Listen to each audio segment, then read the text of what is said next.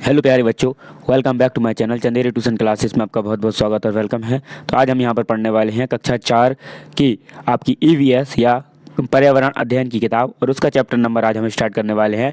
Chapter number first है और chapter number first का नाम क्या है? चलो चलें स्कूल।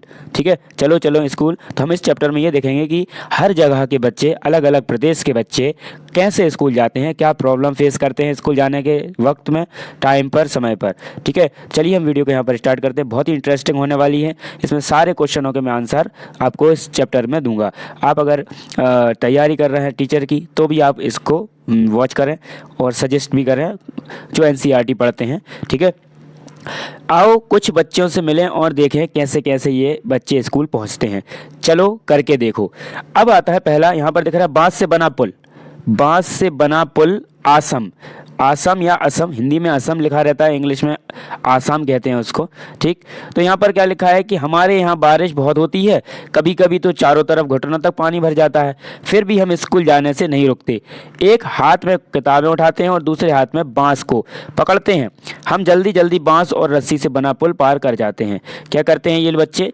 एक हाथ में क्या किताबें पकड़ते हैं और एक हाथ में ये बांस का डंडा, ये रस्सी, और ये बांस के पुल से कहाँ जाते हैं? यहाँ पर खाड़ी में पानी मानी भर जाता है इनके इधर, इसलिए।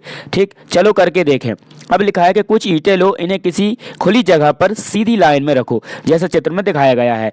अब इन पर चलने की कोशिश करो। क्या यह आसान लगा? तो आप उत्तर अपने हिसाब से लिख सकते हैं कि हाँ, इसे चलना तो आसान है, क्योंकि आसान तो है, इजी तो है ही।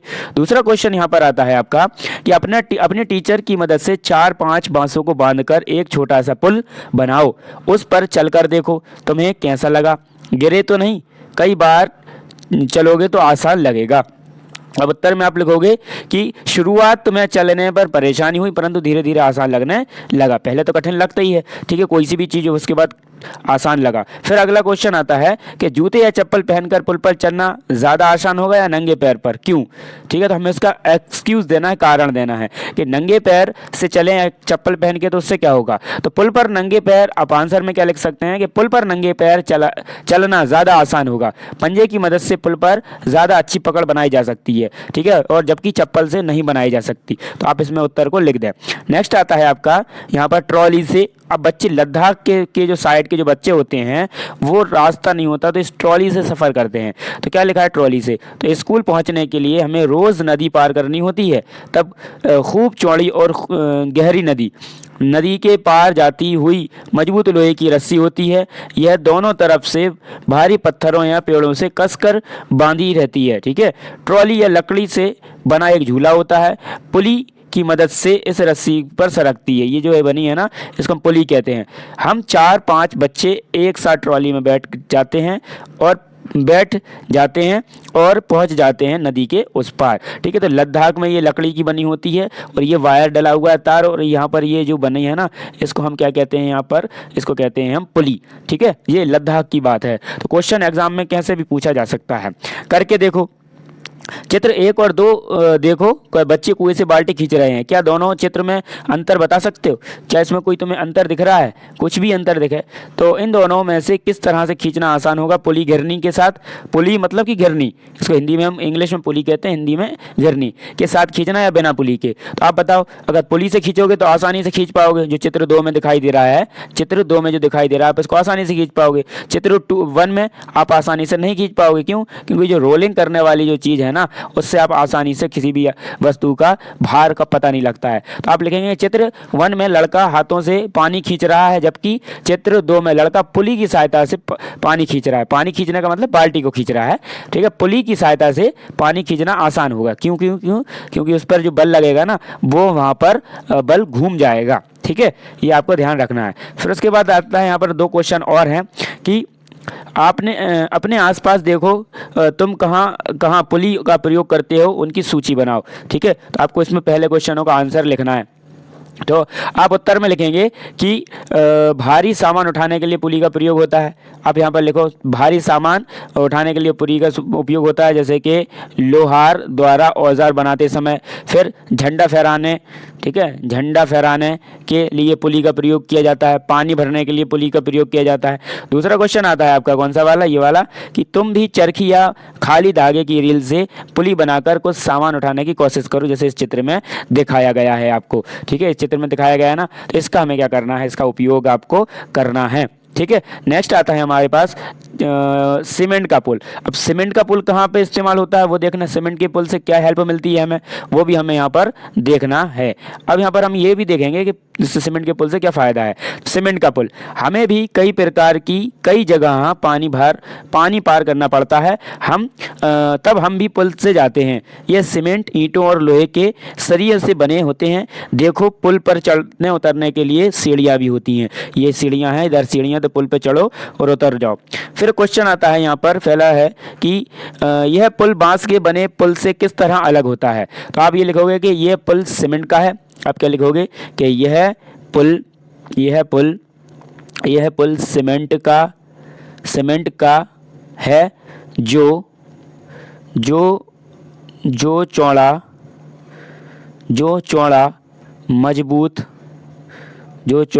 मजबूत तथा स्थायी है।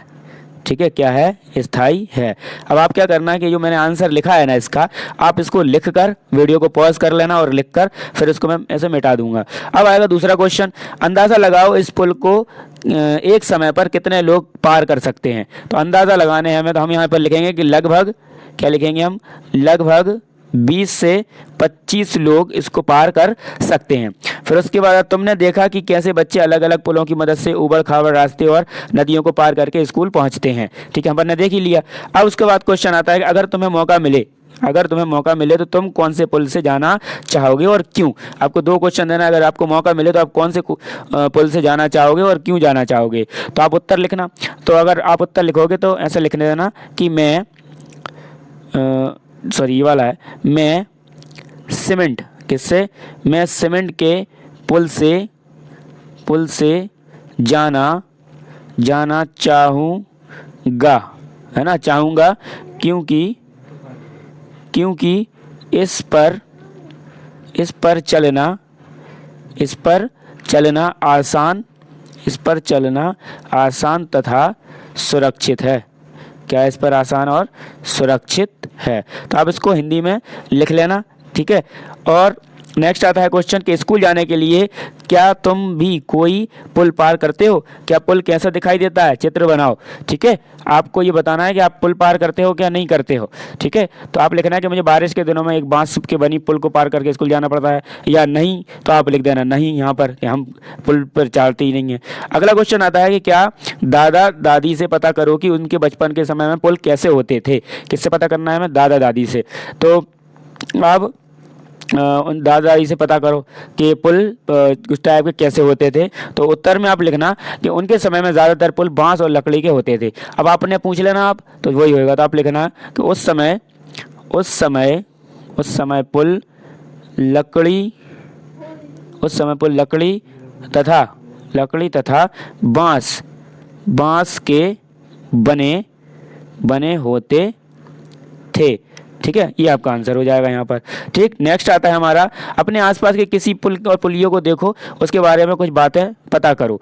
जैसे बातें क्या पता करना है, पहला क्या है कि वह कहाँ बना है, पानी भर सड़क पर, पहाड़ों के बीच, या फिर कहीं और कहाँ बना है। तो आपको पता करना है कि वो कहाँ बना है। ठीक है, तो आप बता देना वो बना कहाँ है। आपके इधर कहीं बना हो तो आप पता कर लेना, क्योंकि ये पर बेसिक क्वेश्चन है, आपके रिलेटेड क्वेश्चन है। तो हम लिख देंगे हमारे इधर बना है, तो हम लिख देंगे वह पुल कहाँ बना है, पानी पर। कहाँ बना है, पानी पर बना है। फिर आता है उसके बाद अगला क्वेश्चन कि पुल को कौन कौन पार करता है, लोग ही जाते हैं या जानवर और गाड़ियाँ भी। तो आपको ये बताना है कि किस टाइप का पुल था। अब पहले तो अगर सीढ़ियों वाला पुल होगा तो कुछ नहीं, तो पुल का प्रयोग सभी करते हैं, लोग, जानवर और गाड़ियाँ। ठीक है, तो हम यहाँ लिख देंगे कि पुल का प्रयोग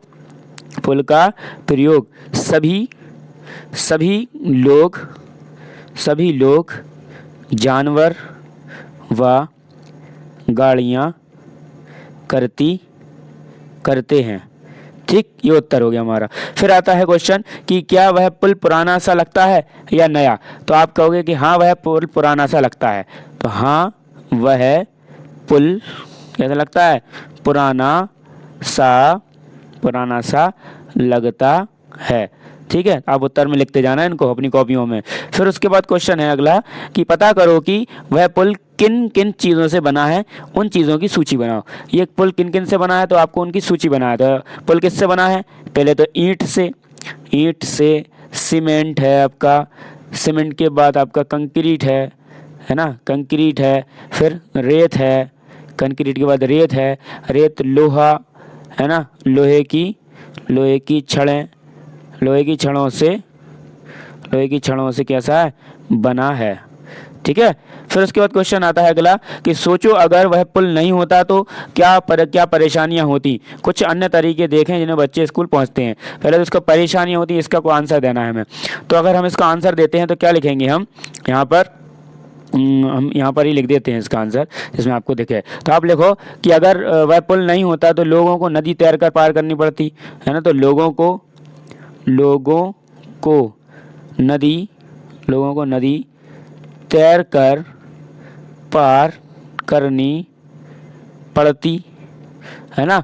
और क्या करता, नावों का प्रयोग होता, किसका, और नावों का प्रयोग करना पड़ता। ठीक है, ये आपका क्वेश्चन हो गया। फिर आता है उसके बाद अगला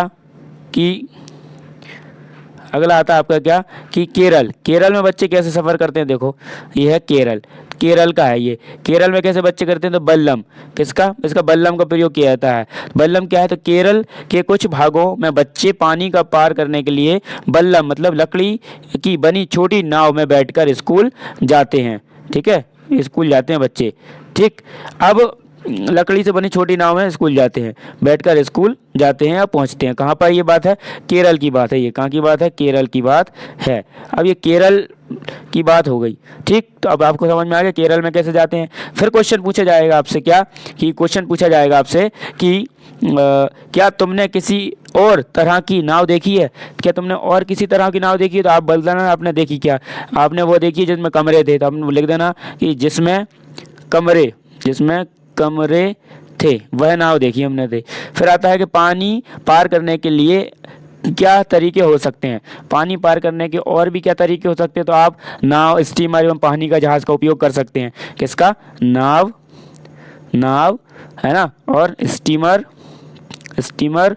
पानी का जहाज प्रयोग कर सकते हो। ठीक हो, प्रयोग कर सकते हो। ठीक है, ये हो जाएगा आपका। फिर उसके बाद आता है अगला क्वेश्चन आपका क्या यहाँ पर कि क्या तुम भी कभी ऊंट, गाड़ी या तांगे पर बैठे हो। कहाँ खुद चढ़े थे या किसी ने चढ़ाया था। ठीक है, तो अब ये राजस्थान की बात आ गई। देखो राजस्थान में क्या होता है कि ऊंट गाड़ी, तो राजस्थान में हम रेगिस्तान में रहते हैं, हमारे यहाँ दूर दूर तक रेत ही रेत नज़र आती है। दिन में तो रेत खूब तपती है, हम ऊंट गाड़ी से बैठकर स्कूल पहुँचते हैं, ऊंट गाड़ी से जाते हैं राजस्थान के बच्चे। फिर क्वेश्चन यहाँ पर था कि कैसे चढ़े थे, तो आपको इसका आंसर देना है अब कि क्या तुम भी कभी ऊंट, गाड़ी या तांगे पर बैठे हो, कहाँ खुद चढ़े थे या किसी ने बिठाया था आपको। तो आप उत्तर में लिख सकते हो कि हाँ जब मैं बुआ के घर गया था या किसी के घर भी गया था तो मैं वहाँ पर तांगे में बैठा था, मुझे मेरे पापा ने तांगे पर बिठाया था। तो आप ये सब चीज़ बातें लिख देना। फिर उसके बाद क्वेश्चन अगला आता है ये वाला क्वेश्चन कि तुम्हें उस गाड़ी पर बैठा कर कैसा लगा, अपने मतलब बैठकर कैसा लगा तुम्हें। तो आप बताना कि मुझे बहुत मज़ा आया। क्या आया, मुझे बहुत मज़ा आया, बहुत मज़ा आया। ठीक है, ये लिख देना। फिर आता है यहाँ पर क्या, बैलगाड़ी। अब कहीं कहीं बैलगाड़ी का प्रयोग भी होता है, तो हम बैलगाड़ी पर बैठकर हरे भरे खेतों से धीरे धीरे निकलते हुए स्कूल पहुँचते हैं। तेज़ धूप या बारिश हो तो हम अपनी छतरियाँ खोल लेते हैं। क्या कर लेते हैं, छतरियाँ खोल लेते हैं। ये मैदानी इलाके का एक गाँव है वहाँ पर। ठीक, नेक्स्ट आता है हमारा क्या तुम्हारे यहाँ भी बैलगाड़ियाँ होती हैं। क्वेश्चन आता है क्या भी तुम्हारे यहाँ भी बैलगाड़ियाँ होती हैं, तो आप बोल देना हाँ हमारे यहाँ भी बैलगाड़ियाँ होती हैं। हाँ हमारे यहाँ भी बैलगाड़ियाँ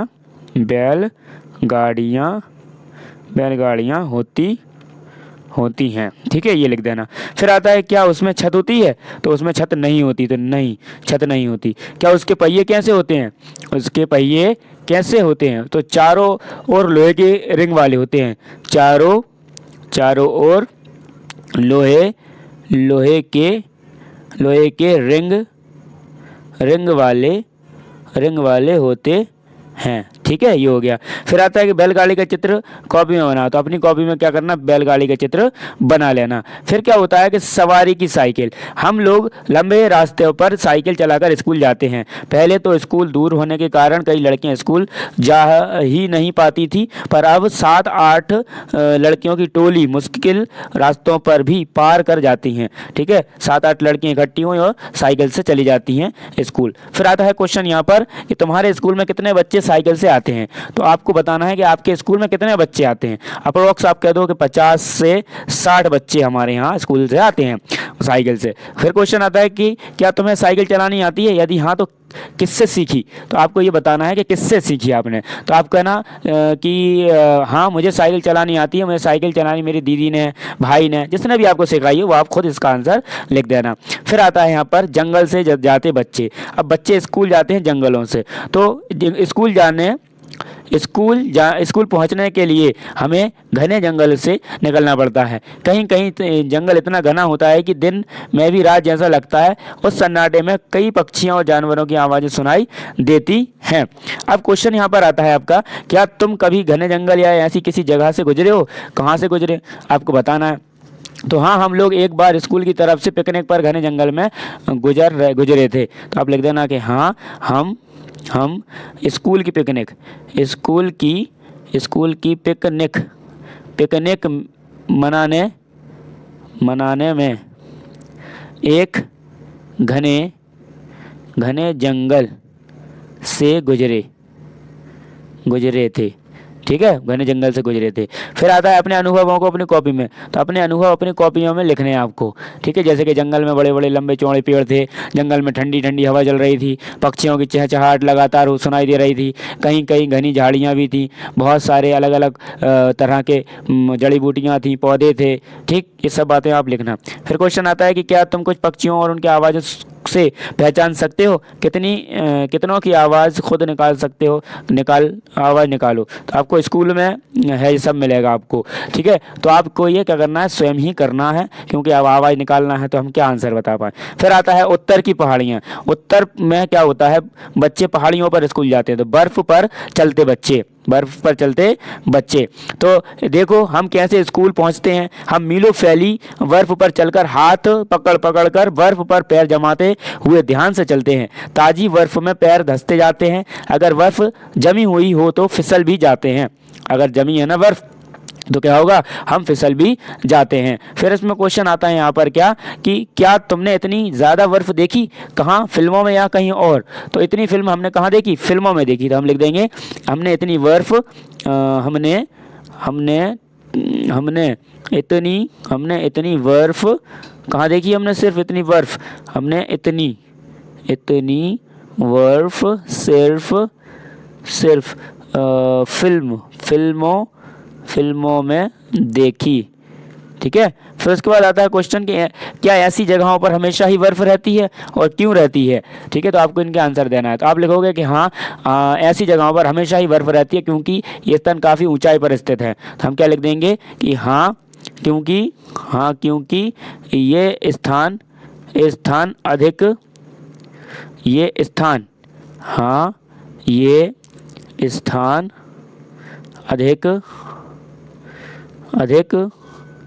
ऊंचाई पर स्थित हैं। ठीक है, ये सब हो गया। फिर आता है हमारा नेक्स्ट क्वेश्चन। अब नेक्स्ट देखो, उत्तराखंड में बच्चे कैसे जाते हैं, तो पहाड़ी वाला जो रास्ता होता है उसमें उतरते हुए चले जाते हैं। ऊबड़ खाबड़ पथरीले रास्ते, हम पहाड़ी इलाके में रहते हैं, यहाँ दूर दूर तक ऊबड़ खाबड़ पथरीले रास्ते हैं। मैदानों या शहरों में रहने वाले बच्चे को भले ही मुश्किल लगे, हम तो भागते हुए पहाड़ी पर रास्ते पार कर जाते हैं। ठीक है, पथरीले रास्तों पर। फिर क्वेश्चन आता है कि घने जंगल हो, खेत हो, पहाड़ हो या फिर दूर दूर तक फैली बर्फ, हम बच्चे स्कूल पहुंच ही जाते हैं। क्वेश्चन आता है यहाँ पर आपका, क्या स्कूल पहुंचने में तुम्हें कोई परेशानी होती है? कोई परेशानी होती है तो आप बोल देना होती है तो ठीक, नहीं होती तो आप बोल देना कि नहीं होती या होती है।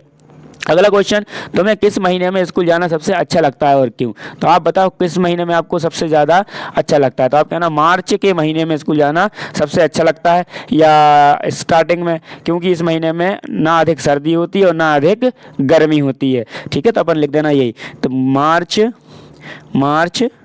क्या लिखना, मार्च महीने में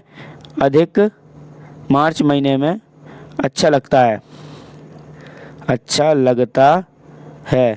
क्योंकि इस महीने में ना तो अधिक गर्मी ना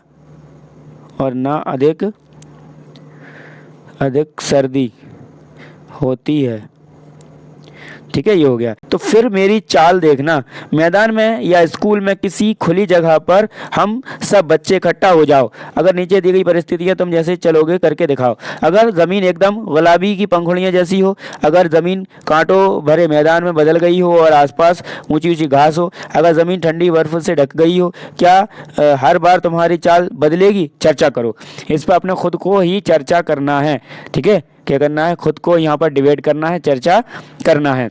ठीक, अब यहाँ पर आता है हमारे ये हो गया। फिर ये आता है, बताओ क्या तुम्हारे स्कूल में भी सज़ा मिलती है? किस तरह की सज़ा मिलती है? ठीक है, आपको ये बताना है कि सज़ा मिलती है तो किस तरह की सज़ा मिलती है। तो आप कहना हमारे स्कूल में भी सज़ा मिलती है। जब विद्यार्थी गृह कार्य नहीं करते हैं तो उसे 10 मिनट तक हाथ ऊपर और खड़ा करके क्लासरूम में खड़ा कर दिया जाता है। तो आप यही लिख देना इसमें। ठीक है, अब इसमें यही लिख देना। फिर आता है दूसरा क्वेश्चन कि तुम क्या सोचते हो, स्कूल में सज़ा होनी चाहिए? तो हाँ, स्कूल में सज़ा होनी चाहिए ताकि विद्यार्थियों को फिर दोबारा गलती ना करें। यदि ऐसी घटना से मेरा सामना हो तो मैं अपने दोस्तों को बताऊंगा। ठीक, दूसरा क्वेश्चन है कि कैसे शिकायत दर्ज करोगे? ठीक है, कैसे शिकायत दर्ज करोगे? अपने घर के बड़ों जैसे पिताजी, माताजी, चाचा जी को बुलाकर शिकायत दर्ज करते हैं, ऐसी तो करते हैं शिकायत। फिर आता है कि क्या सज़ा देना ही गलत काम के सुधार का तरीका है? स्कूल के लिए ऐसे नियम बनाओ जिसने बिना सजा स्कूल सुधर जाए। तो पहला हम क्या करेंगे कि गलतियों के बार बार दोहराए जाने पर सजा देना आवश्यक हो जाता है। स्कूल के ऐसे नियम जिनसे बिना सजा के स्कूल में सुधार हो इस प्रकार, जैसे कि अच्छे आचरण वाले विद्यार्थियों को पुरस्कृत किया जाना चाहिए।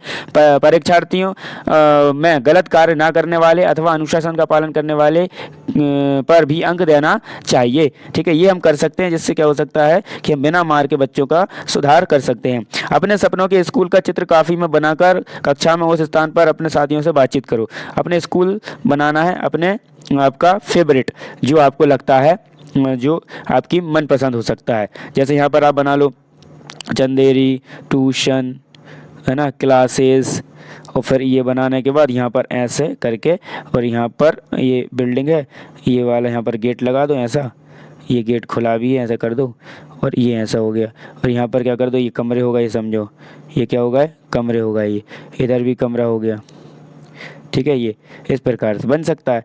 आईओबी वाला चैप्टर आपको फर्स्ट चैप्टर था, आपको मैंने पूरी डिटेल से समझा दिया। और इस चैप्टर से अगर आप तैयारी कर रहे हैं कंपटीशन एग्जाम की, तो यहाँ पर जो झूले के क्वेश्चन बताए गए हैं कि उत्तराखंड में कैसे बच्चे सफ़र करते हैं, और बारिश में पहाड़ों पर कैसे करते हैं, चाहे बर्फ़ के पहाड़ हों, चाहे वैसे रेतुले पहाड़ हों, मट्टी वाली जगहें हों, है ना, या फिर मैदानी वाली जगह हों, सब पर हमने वहाँ पर डिस्कस कर लिया, है ना। ऊँट राजस्थान है तो रेतीली है, बल्लम का केरल में प्रयोग करके बच्चे जो सफ़र करते हैं स्कूल जाते हैं। सीमेंट का पुल भी है। फिर सीमेंट के पुल के बाद हमने यहाँ पर लद्दाख ट्रॉली वाले पुल की भी बात की थी। उसके बाद हम यहाँ पर आ गए वापस असम वाले पर। ठीक है, आई होप ये वीडियो बहुत अच्छी लगी होगी। थैंक्स फॉर वॉचिंग, मिलते हैं नेक्स्ट वीडियो में। अगर आपने वीडियो को लाइक नहीं किया, चैनल को सब्सक्राइब नहीं किया, तो अभी कर लें, जिससे आने वाली वीडियो की नोटिफिकेशन आपको मिल सके। और प्ले लिस्ट बनी है आपके अनुसार, अपने दोस्तों के अनुसार प्ले लिस्ट पर जाकर अपने हिसाब को मटेरियल देकर free of cost full detail के साथ पढ़ सकते हैं। थैंक्स फॉर वॉचिंग, मिलते हैं नेक्स्ट वीडियो में।